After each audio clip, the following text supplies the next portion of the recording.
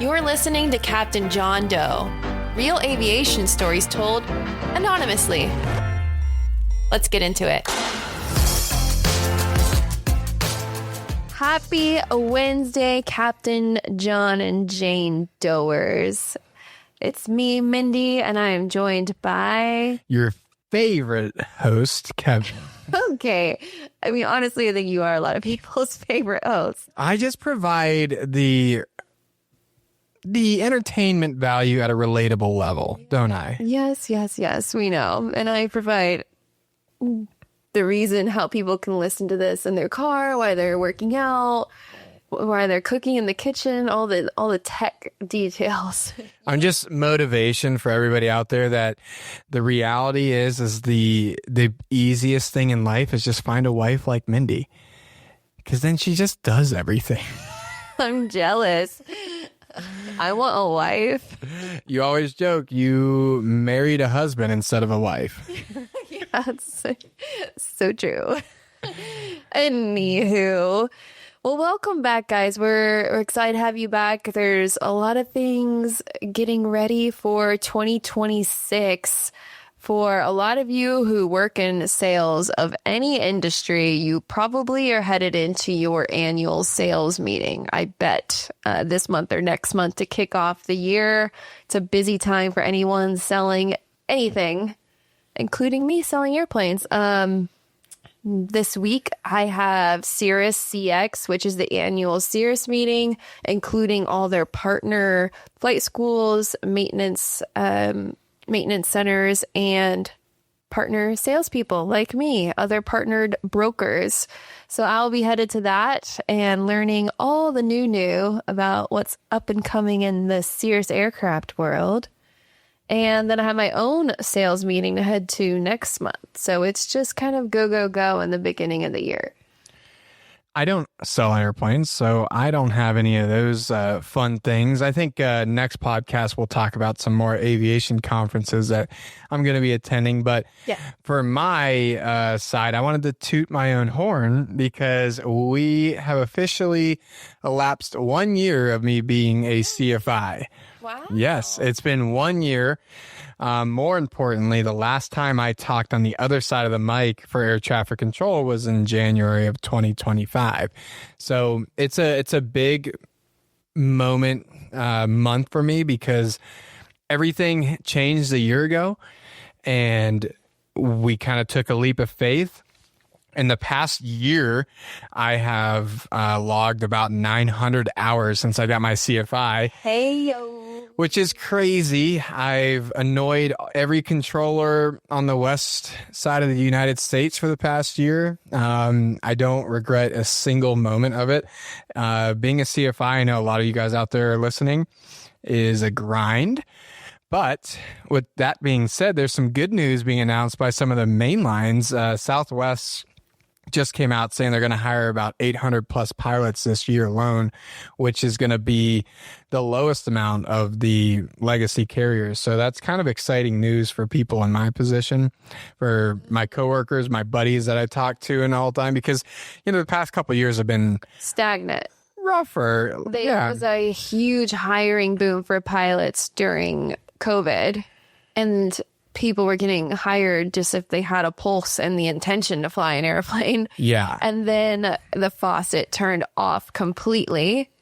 And that's when you made the switch, and so many people to us were like, oh my gosh, hiring's so bad. Why are you getting your ratings and leaving air traffic control? It's like, well, we have a lot of work to do before we're ready to apply for an airline. You got to get your ratings. You got to get your time built. Like when the faucet's off is the perfect time to get into aviation and start your flight training, because by the time you're ready to apply, the faucet's probably turning right back on. Yeah, you guys know us. We're not dwelling on that doom and gloom. Like, obviously, the Facebook groups, I'm in them just like everybody here listening. And, it seems like the world's burning down. But the reality is there's no better time than now. Like, that was never a consideration for me when leaving. Like, the consideration was, I want to be a pilot. So what do I need to do to become a pilot? And it's right now. I understand that it's been a rough couple of years for the hiring. It all stems back from being sold the story that there's a pilot shortage. And really what happened was these flight schools are the ones doing it. These box schools of telling these parents and these kids that in 16 months you can be sitting in the right seat of an airliner, which was never the reality. But the thing that happened was it did become a reality in like 2022 and 2023. It really did. Sometimes it's true and sometimes it's not. That's why sometimes you get a little wrapped up in the, oh, well, right now you got to be 5, 6, 7 years at a regional before you move up. I'm like, yeah, maybe, but maybe not. Like, things change so quickly in this industry. Quick. So just keep chipping at it and see where we get. But yeah, 1 year of you being a CFI, which if you don't know, that's a certified flight instructor. That's a pretty tough rating to get. It's kind of the highest rating that you'll get before you start your professional pilot career. Sure. So congrats on that. Do you know how many years I've been a flight instructor? Let me take a guess. So I would say 12 years. Yep, I'm going into my 13th year. Obviously, I do not actively flight instruct. I keep mine valid. I got my flight instructor rating 13 years ago. I used it briefly for a few months before I got picked up to go sell airplanes. And so I left flight instructing. And then ever since then, I kept up with it. And I do very specialized flight training. Like for my clients, for example, if they need an insurance checkout on their new 206, then I'll do that. Or they want some flight training on their delivery flight home. Or you, obviously, I use my flight instructor license a lot with you. But I do not teach the way you do. And I never did. No. The way you teach is what I would like to do after I move on from this chapter of my life. We've been talking a lot about that. When I go to the airlines, I want to stay in this world. Obviously, we have a Cessna 182, but I do enjoy flying GA and teaching people. But what I've learned, and this is what CFIs out there should really hone in on, is like, what are you good at?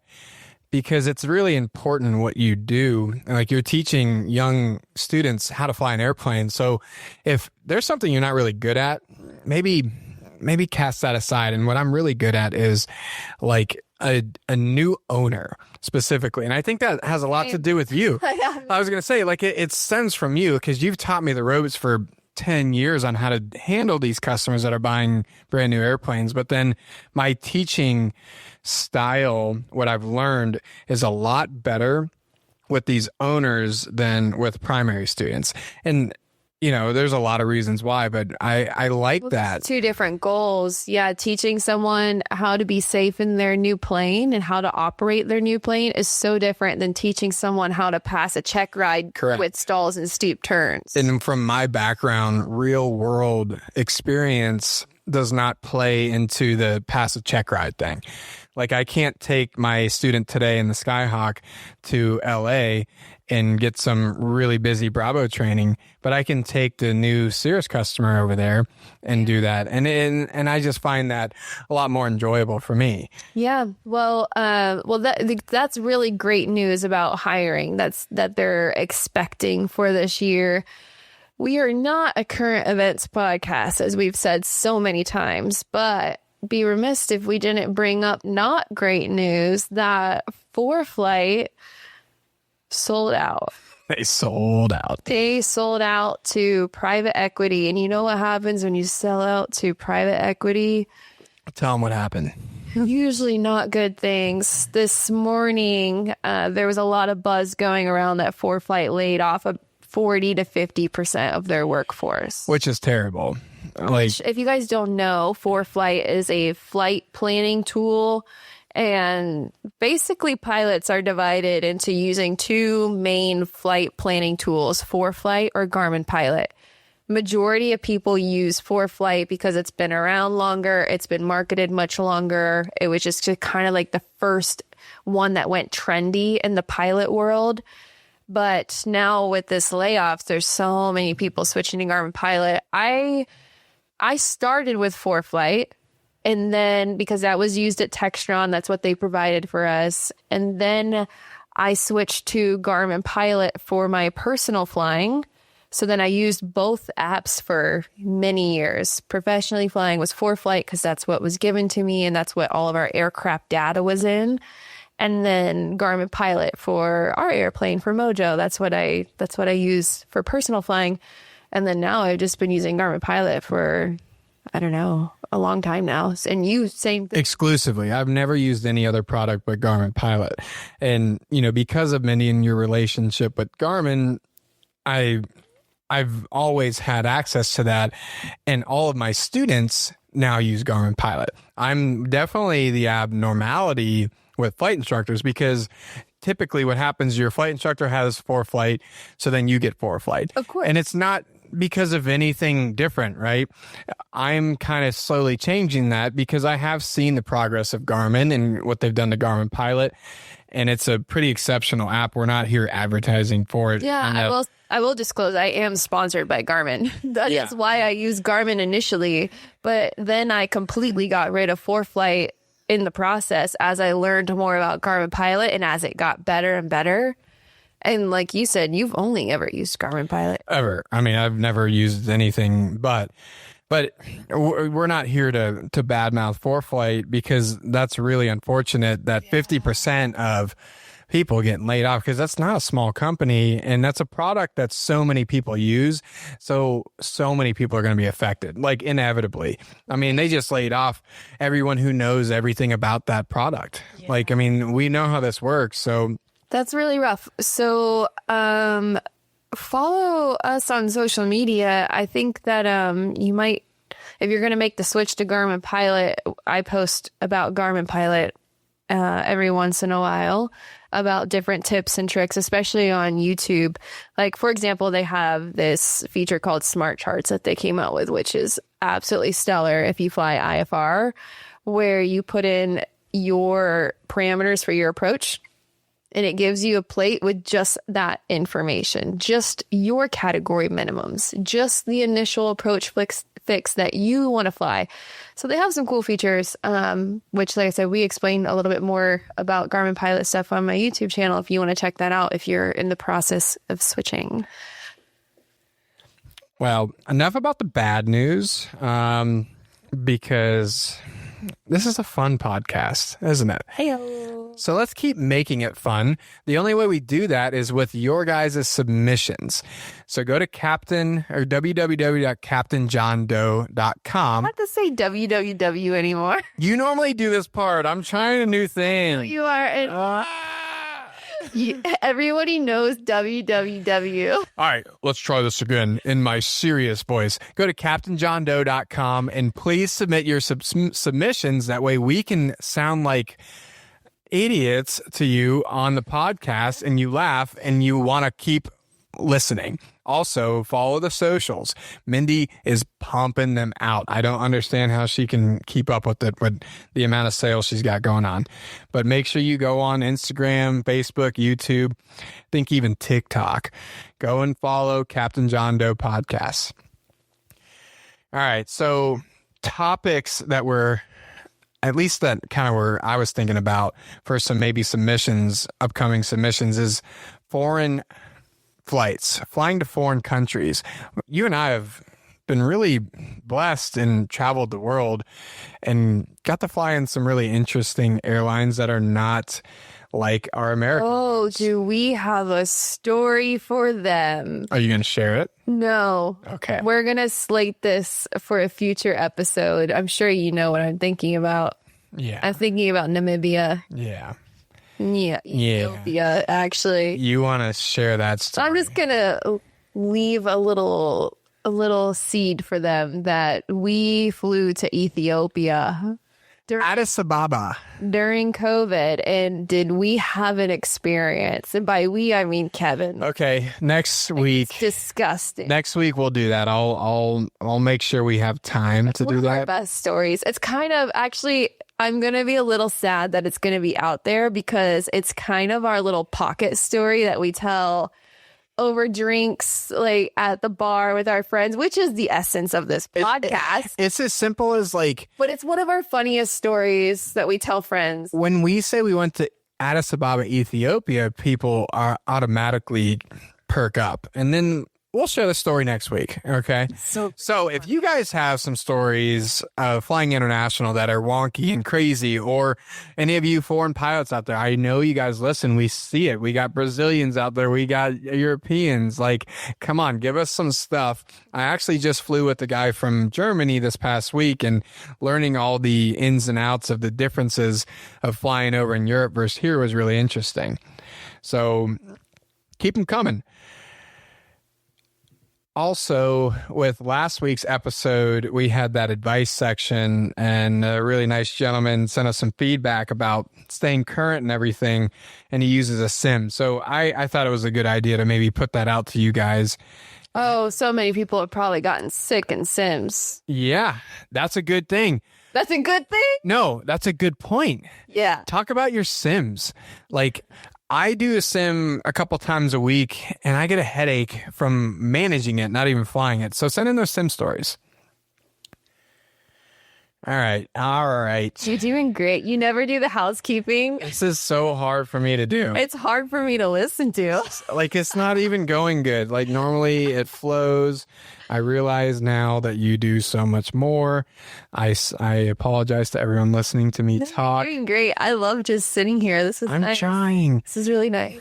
As you guys all know, we have started reading reviews because this is how we stay relevant and keep this podcast going. That's the reality. Do we want to hide it? We want this podcast to keep going.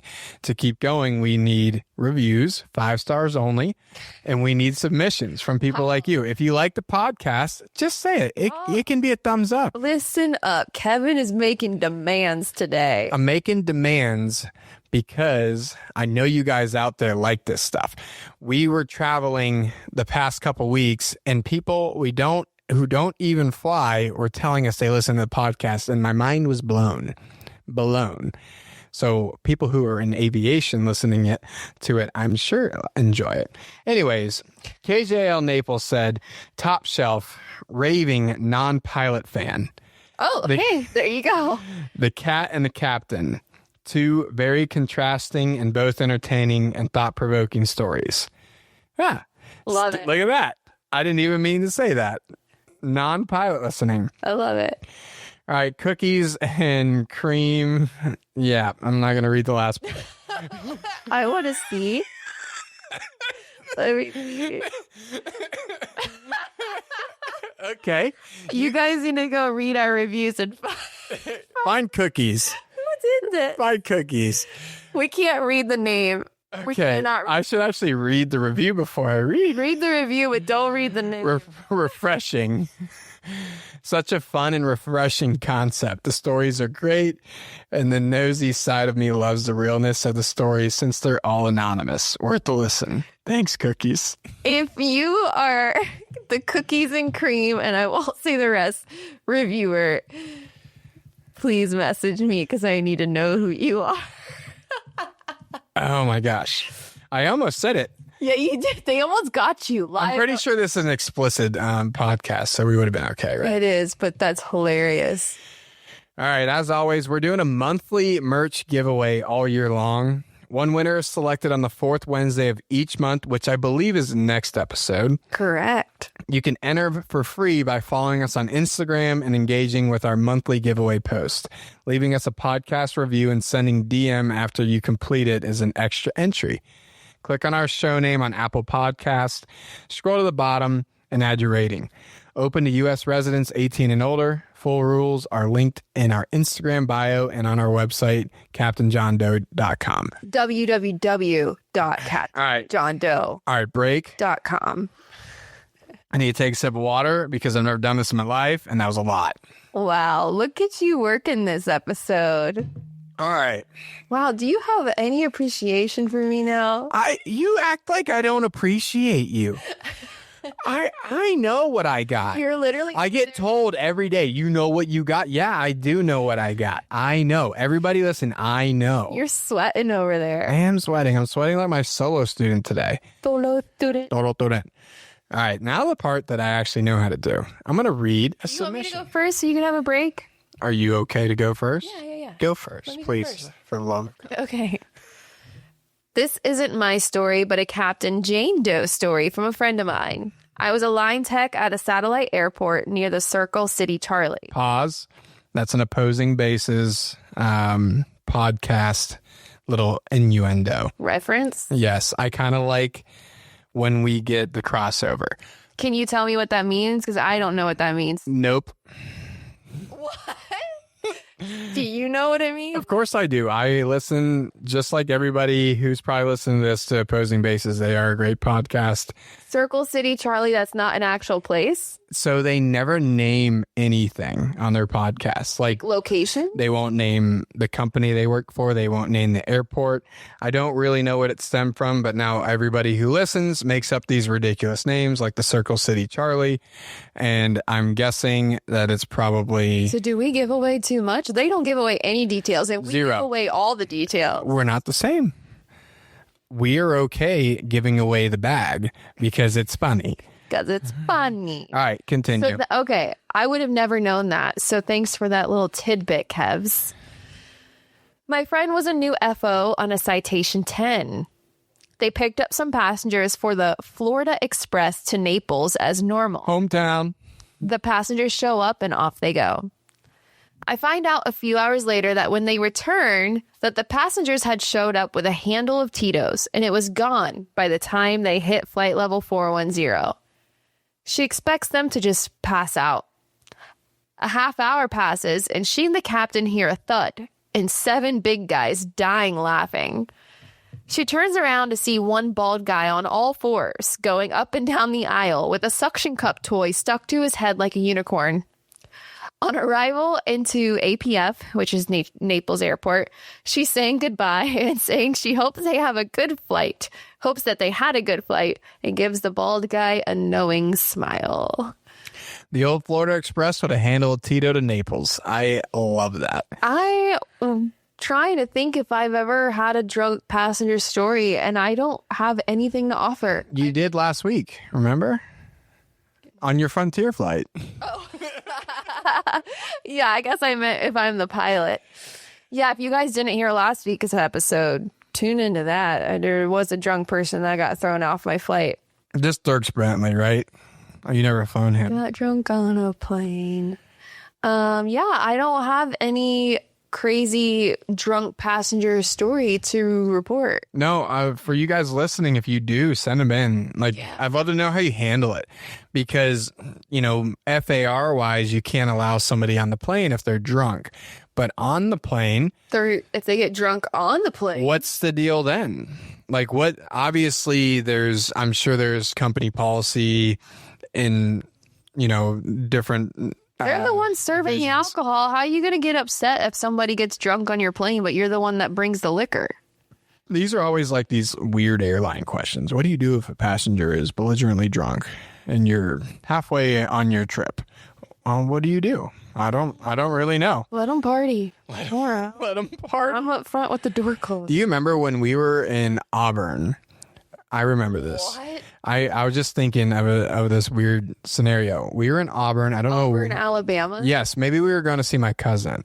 And we flew over and we parked and there was a big Gulf Stream there. And the pilot was doing the pre-flight and everything. And he was putting balloons on. And I remember both of us saying, I wonder who's getting on that plane. And we were there long enough that we saw about 18 co-ed girls, as the adults call it, get on the plane. What does that mean? 18 sorority girls. Why'd you say co-ed? That's what they say. They call them co-ed. I don't know why. Co-ed means boys and girls. Then I don't know how to read or write or do Co-ed words. means boys and girls. What do you mean? Anyways, my point is not about the co-word. There was 18 sorority girls that got on this jet, and I remember Auburn was playing Texas A&M, so they were obviously going there, and I can only imagine how chaotic that flight was because in my mind I'm just thinking it's a party bus. I do remember we were standing in the FBO. Yes. Yeah, I remember that very vaguely. I don't even know why we were in Auburn. I think we were seeing my cousin Stacy. Huh. Because remember they live on that base. Why were we? I don't know. Not at Auburn. Maybe we were getting lunch. We were probably just getting our lunch. probably way less serious It's probably just than an lunch. actual flight mission. How dare we? A mission? When's the last time we did a mission? I don't know. I fly for work. So I think when we moved here, that was a mission. I don't know. We went and saw the snow the other day at Mount Charleston. If you guys haven't heard me say this 1,000 times, it snows in Las Vegas. Mind blown. yeah. I don't understand. Oh, Florida Express to Naples, Florida, though, especially on a Citation 10. Man, is that fitting? Yes, all the way to Naples. And that is where I am from. And I've seen that city go from just a little swamp town to every private jet in the world goes in. Oh my gosh. We used to fly into Naples all the time in our plane when we lived in Orlando to go see Kevin's family. And I'd say 9 out of 10 times we'd arrive. It's a Class Delta airport, which means it is towered and you need permission to enter. And 9 out of 10 times we would get down there, we call up, hey, Naples Tower, we're coming in to land. And they're like, ha, no, you're not. Pattern's full. They would literally say that. And the controllers there were great. And actually a couple of them followed you. So they recognized us the more and more. They always treated us awesome. The FBO there treated us awesome. But trying to just get the dang wheels on the ground. They were very apologetic when they had to turn us away. The controllers were. They'd always say, I'm so sorry, but I'm going to need you to do 9 360s. Yeah, there's a line to New York right now. After 9 360s, then do 11 360s the opposite direction and then call us. There's not a lot of Class Delta airports in the world that have flow. And when I say flow, that means there's like initiatives out that keep airplanes spaced to get into them. And Naples during the winter is definitely one of them. One of the most beautiful places to fly into, though, on one of the approaches that you come in right over the ocean, over the marina, and you come in and land. It's so beautiful. But yeah, great airport, great controllers, great FBO there.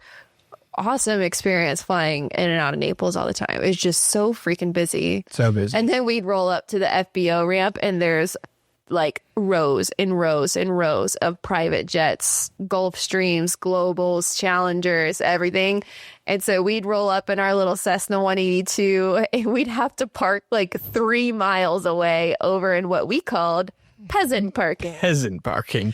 They would be nice enough and pick us up in a golf cart, though. Yeah, because it was so far. And the same line guys always showed up, and we'd always joke, one of these days you're going to let us park in front of the actual building that's not 3 miles away. And they would laugh and say, never going to happen. Yeah, every time we'd be texting in, we're like, ooh, are we going to get peasant parking today? And every time we did. Absolutely. That airport's so busy. In the FBO, they have a PA announcement for the private jet customers. They say, your whatever your name, your jet is Wheels ready. Customer. Yeah, NetJet's customer. Land time. Your pilots are ready for you at the front door. Like it's very odd. Not a lot of airports. When we go to a lot of busy airports, I think they're building or did build a brand new NetJet's terminal at Naples, actually. That would make sense. Right across the airport from peasant parking. Ooh. Yeah, it has to be far away from peasant parking because Could be near. what if you smelled the peasants? God forbid. Anywho. Well, thank you for the submission. I actually picked a drunk passenger story as well. Really? Somehow. Wow. I didn't know that you did that. This is a Dirk Bentley episode. I'm getting drunk on a plane. All right. More drunk passengers. Added aviator, if you guys didn't know. Dirk Bentley, yeah. Yeah, he just sold his Caravan. He has a Cirrus. He has a private jet. He's rated and flies all of them. He's a pretty cool guy. Pretty cool. All right. They said, I'd like to get your take on this. My wife and I don't fly very often, but this one time we were flying as passengers for holiday from Qatar to the Seychelles in a Qatar 777. So Qatar is a airliner that's based out of Doha. Mindy and I have actually flown that. We'll probably share that later. Everybody was dressed up super casual for vacations, except for this woman across the aisle who looked like someone that just got out of a mall. Leopard pattern dress and a purse and jacket in her lap. We were a bit surprised, but didn't think much of it. However, once on board service started, she started to order drinks. Anytime the flight attendant went by, she would ask for some drinks. After a while, she also started taking some kind of pills as well. In less than an hour, she was completely drunk. never raised her voice or made any ruckus. But at one point, she tried to handle an orange juice in her purse and completely drenched herself and her seat. Lucky for her, the seat right behind her was empty, so she had to move there when the flight attendant came and helped her. A couple minutes later, she was out cold. Up to this point, the whole thing was kind of funny / sad, but not that surprising. I've seen plenty of drunk people before. What amazed me, and the question is, the flight attendants never tried to wake her. They just pushed her back into her seat when they couldn't get the cart past her. Why did they keep handing her drinks? She didn't react to anything happening around her. When we landed and she woke up, she walked off the plane like nothing happened. I guess that's one way to get through a boring flight. Well, this person admitted that they don't fly very often, but I would say if you fly more often, you will see this more often, especially on an international flight. Especially. You don't see it a lot on domestic because, I don't know, it's shorter flights and it's usually not some grand vacation or whatever. And also, I think domestic flight anxiety is a lot less. People have a lot of flight anxiety of flying over the ocean and flying international, and you're with different languages being spoken on board, just anxiety at an all-time high. And what do people do when they're anxious? Typically, they drink alcohol. Yeah, we've definitely talked about this before. Like the life we live, we travel a lot. And a lot of you guys listening also commercial a lot, or you fly your own plane, or you fly small airplanes. But for the most average American, let's just use us for example, taking a trip or a flight is a once a year, once a lifetime. Like, it's a really big deal, and that unknown sinks in. So I think what happens is so many people just plow the booze in or some drugs. Also, people do it, and I assume she did it that way she could sleep. Yes. So many people order drinks because they're on this long flight. They're going to be jet lagged. The time changes, blah, blah, blah. And the best way for a lot of people to go to sleep on an uncomfortable seat in an airplane is to have a couple of drinks. She probably took a sleeping pill. I assume that's what the pill was, she went out cold. And that also makes you feel the alcohol effects are way higher if you take a sleeping pill. And so it's what she probably did. And then she was out cold for the whole flight. But the question was, what amazed me was that the flight attendants never tried to wake her. I wouldn't see why they would try to wake her. That's better that she's sleeping than having a drunk person awake, right? Correct. Or having that confrontation of denying her drinks. True. Right? Or because that could happen. You wake her up, you might wake the beast. The beast might be sick. You don't know who it is. Is there a Schminschmong in there? Or is there a Schmindy? Is there a Kev? I'm just joking. I'm just trying to name alternate egos. And yeah, someone sleeping is the perfect passenger. Perfect. Thank you. Come again. Other note, I'd like to hear more about the Seychelles, because you just kind of glossed over. I was taking a Qatar flight to the Seychelles. Yeah, dope. I would love to go there. Yeah. Mindy and I have been talking about that forever. That seems like a pretty big trip. This also reminds me that we have a Qatar Airways story we could tell. Of course we do. That's why I said we might have a Qatar story. I've never spoke about that publicly, ever. Well, I think a lot of people will find it pretty interesting about the time that I literally almost died. Yeah.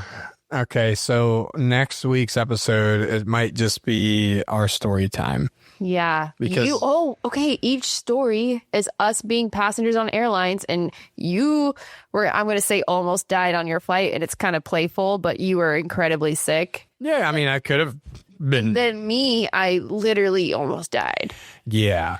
We'll give a little cliffhanger. Mindy can't really go back to Indonesia anymore. Literally, because then I will actually die. So that's fun. We'll scare you guys out of flying. Apparently, or traveling. Yeah. We don't always have the best luck traveling. We do have a lot of unfortunate travel stories, but these are top two. Yeah. I would say I don't think we have a clean vacation travel story ever, but that's part of the adventure. I enjoy this chaos that happens to us somehow all the time. But yeah, next week we're gonna do that because I like Took that. a little note. I don't want to forget. Okay. And yeah, maybe we'll try to find one other submission about another passenger flight if we can, just to wrap that up in a bow. I like it. Okay, that leads us into our new species. Our advice section. So again, on our website, CaptainJohnDoe.com, that's where you submit your anonymous stories. But there's also an option now for you to submit advice. So as you guys know, myself and Kevin are both flight instructors.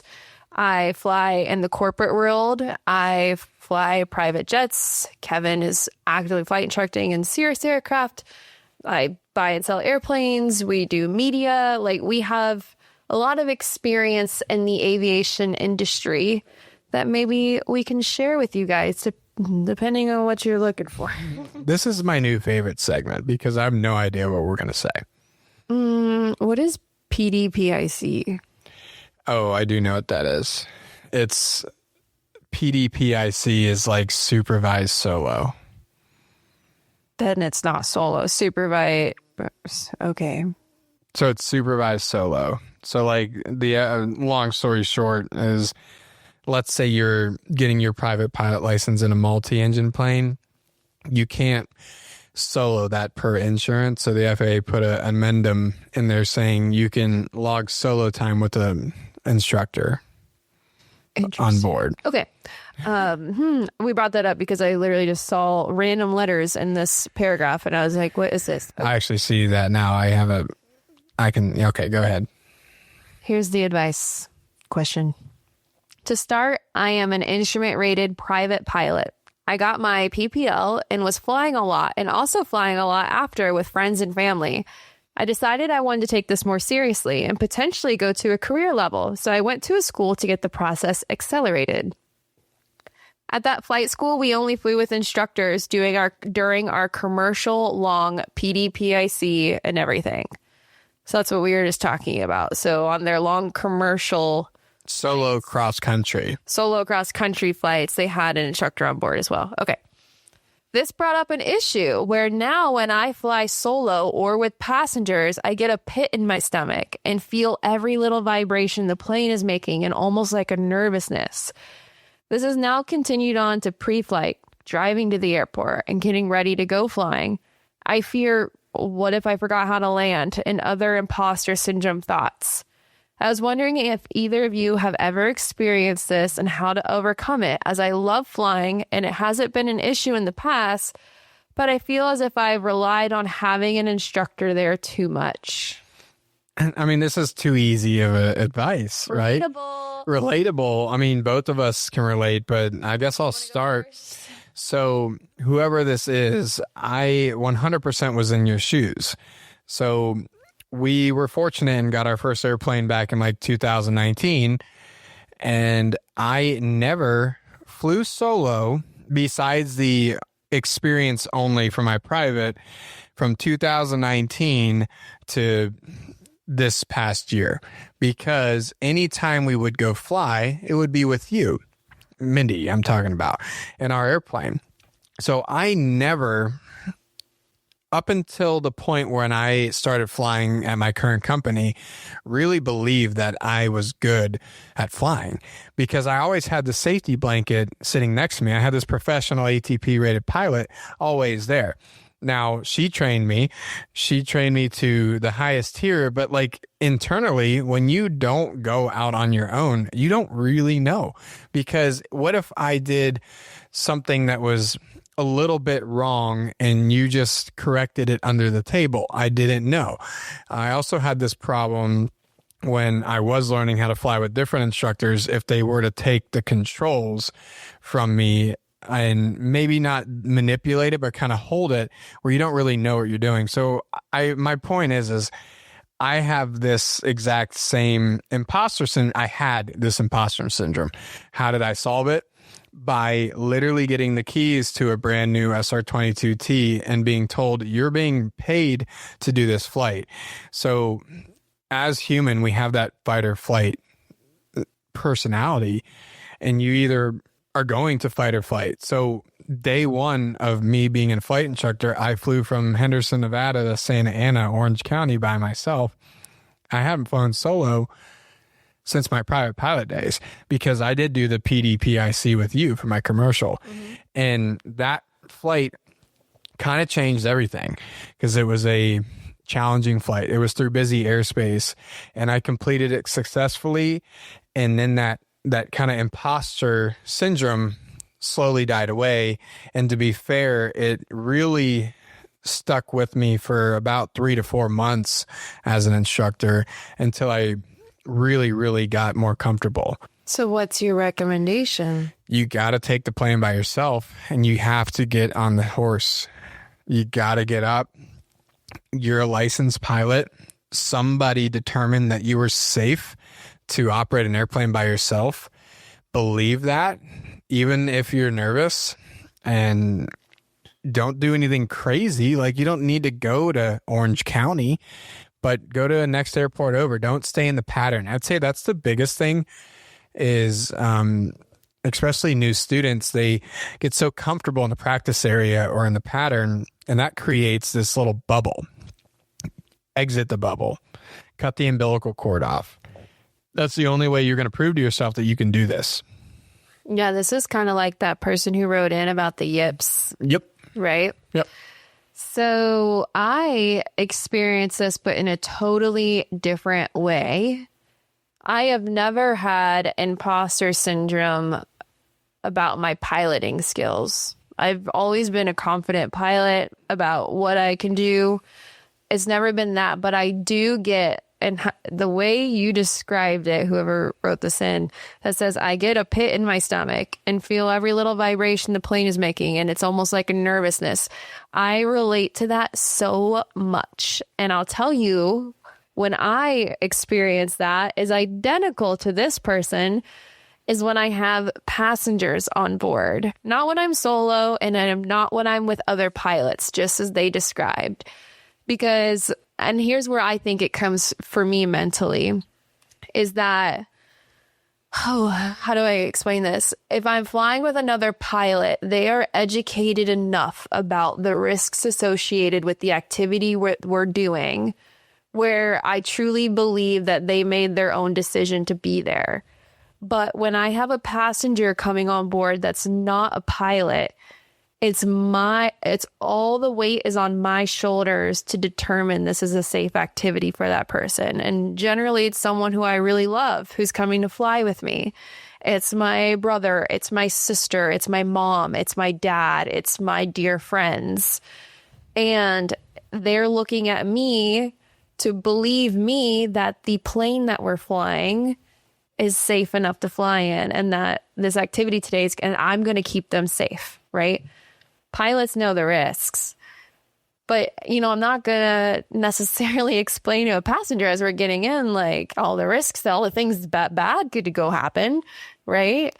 So I don't know. I do feel an immense weight on my shoulders when I take friends and family to fly that aren't pilots, because I'm making that decision for them. And if something were to happen, I would feel like that's not fair for them.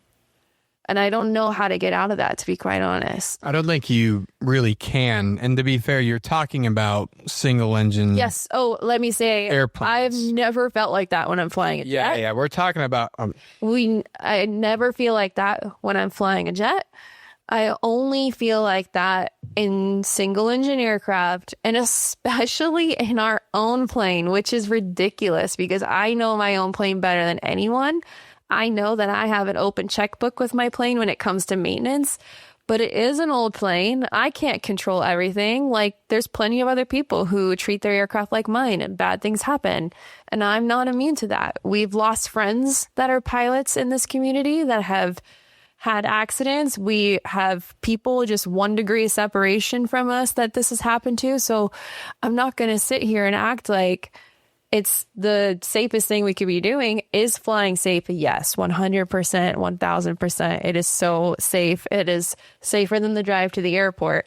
But when people get in a car, they know the risks. They know that there's other drivers on the road, and they know that there could be a car accident. But I just feel like when people get in a plane, especially a single engine plane with me, that they're just, I don't know if they're aware of all there. I don't know. Yeah, I think what you said here, nervousness. I think nervousness is a really good character trait of a pilot. And what I mean by that is what Mindy said, you recognize that there is risk to this. If I get nervous all the time. Now, what does that mean to me? It might be something different to you. I'm not scared. Right. I'm not scared. I'm nervous in the sense that I know that I'm about to take this 70-year-old airplane into the sky. I know what can happen, but that doesn't mean I'm afraid, if that makes sense. Nervousness means I'm prepared. I always had the idea. That's what they're talking about. I know. And the stomach is consuming. No, I know. I'm saying, but being nervous is not a bad thing. The pit in the stomach is the thing that's relatable, because we all have Oh that. my gosh, I can't tell you how many flights I've had a pit in my stomach driving to the airport. Yeah. I will say, every single time, once we get up in the air and we're like in the climb out, it goes away. Sometimes I will have that pit the whole way through takeoff, through that crucial moment of the climb out of, kind of that danger zone. But once I get to like 1,000, 2,000 feet, I feel like that pit just melts away. And it's not every flight. It comes and goes, so I get it. But I most often get this exact experience when I'm bringing passengers as well. And I've been flying now for 13, 14 years. And I still experience this. So I don't know if that's encouraging or not. No, that's what I mean. Like, I think it's okay to feel this way. I was just, as you were talking, I'm thinking like, so I fly the Cirrus and the Skyhawk at work. When I fly the Cirrus and we get to Cap's altitude, my body releases itself automatically. You take a shit in the seat? I do. I become extraordinarily relaxed and shit my pants. Whereas in the Skyhawk, maybe you should reword you releasing yourself. Sorry, I know you're trying to be serious, but I was trying to have a. You relieve yourself. I don't know what a better way. Like when we get high enough that stinking parachute's available, my body stops tensing up. But in the Skyhawk, I am very vigilant and very tense the entire time until we get to a safe altitude. That I don't think will ever go away. And same thing that people describe when you're flying over a big body of water. Mm-hmm. Immediately your senses, the airplane knows. Oh my gosh, your senses when you fly over a body of water, it's like you're hearing, if it was a level 5 of 10 goes to level 15 out of 10. You hear every little squeaking noise in the plane because you're so nervous that the spinny thing's going to stop being a spinny thing. Yeah. My advice, because I do have a lot of customers that are like this, and I tell them to work on their scan. I really want their scan. And when I'm talking about scanning, is scanning your instruments and scanning outside, because they get this weird feeling, but we have all this data right in front of us, and you need to train yourself to believe what you are seeing. Totally. Believe it, because I have a lot of people that don't believe it. So that could be something, is get your scan. It's a mental thing, right? You got to push that feeling aside. Like when it's happening before the flight, I don't know, if you're going to fly with another pilot, maybe you can confide in them, because I tell Kevin when I'm feeling that way. It happens every once in a while. I'll be like, yeah, no, it's happening today. I'm so upfront about it. And what do we usually do? I don't hide it at all. We go fly. Well, who flies? I do. You do. You fly. Oh, yeah. Yep. That's the thing. That's the kicker. You fly. I don't fly when you're feeling like that. And you know who taught me that? You did. You did. You taught me that, because I was this person. Whoever you are, I was you. I would be a little scared. And a lot of people won't admit this. Yeah, I was scared. I mean, because I'm a very confident person, and flying airplanes is not something that's easy. This was not easy for me. And when I was training, there'd be all the time, I'd be like, maybe we shouldn't fly today. I don't want to fly today. And you know what you always made me do is fly. And I always felt better after. Yep. Because ignoring and like letting that cascading thought keep creeping in is the worst thing. Well, it sounds like the solution to you being a little scared of flying is to go flying. That's our grand advice. It is. It is. It's funny as it is. It actually is. I don't know. If you're feeling extra uncomfortable, go up with an instructor. I know that's counterproductive to what you're trying to get away from that. But go up with an instructor. If you're feeling the imposter syndrome about your pilot skills, that's a little bit different than just being nervous to fly. Those are two different advices that I would give, right? But yeah, if you're having imposter syndrome about your skills, I would go out on some more challenging days with an instructor and really prove to yourself what you can do. But the general nervousness with passengers, I don't know that it ever truly goes away because the gravity of what we're doing is pretty heavy. I don't know. Like I said, I don't feel like that in jets at all. Like I have zero nervousness about that. It's just in single engine pistons, honestly. Yeah, I mean, the imposter thing about your skills is a real thing. I mean, I'll have nightmares of every single possible thing that can go wrong all the time. Not as much anymore, but it just is it's a human thing to think about everything. And I don't think that you should shy away from it because that'll also hurt. I want to end it with a quick personal story. I'll throw myself under the bus too. When I was a controller at Atlanta, because I had a situation that really scared me.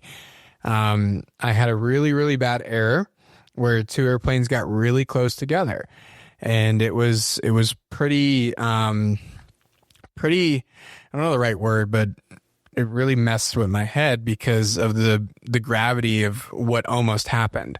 So my work, they told me to file a medical report and take like 3 days off because you need to make sure you're emotionally fit.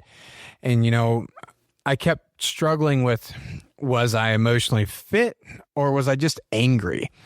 And I couldn't tell. And I remember coming home and you were talking to me about it, and we decided I needed to go back to work the next day and get back on the horse. And I plugged in, and I remember my first transmission came out a little scratchy, but then 30 seconds later, everything went back to normal.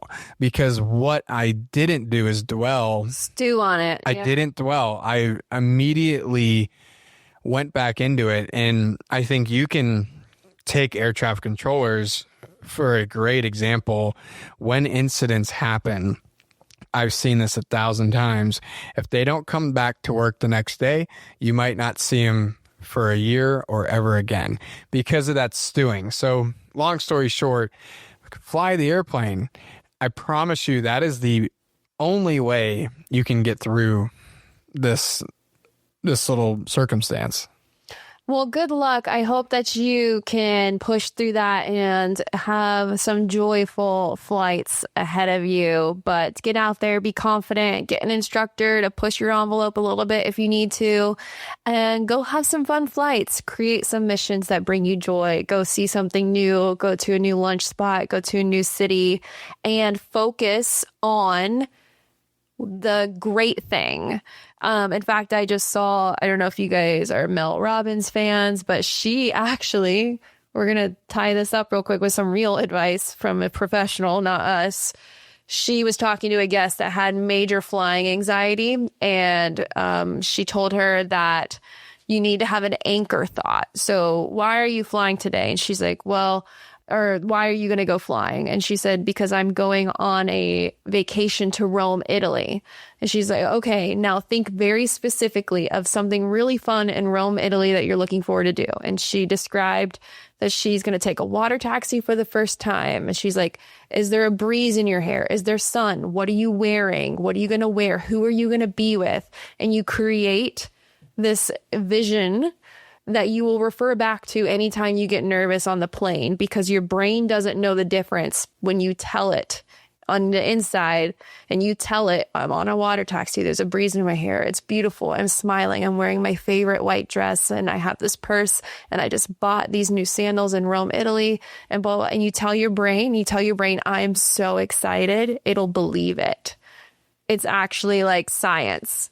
So when you're feeling nervous, maybe you should try that. Think about where you're headed on this flight with whoever you're going with, and think about what you guys are going to do and tell yourself how excited you are. Say, I am so excited. I am so excited. But your brain will not know the difference that you're lying to it.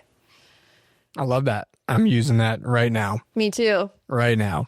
Me too. Well, thank you guys for joining us today and every Wednesday. And we look forward to chatting with you next week. See you guys. Thanks for flying with Captain John Doe. If you have a story to share, visit CaptainJohnDoe.com and stay anonymous. New episodes every Wednesday. Be sure to subscribe, leave a review, and tell your favorite crew members.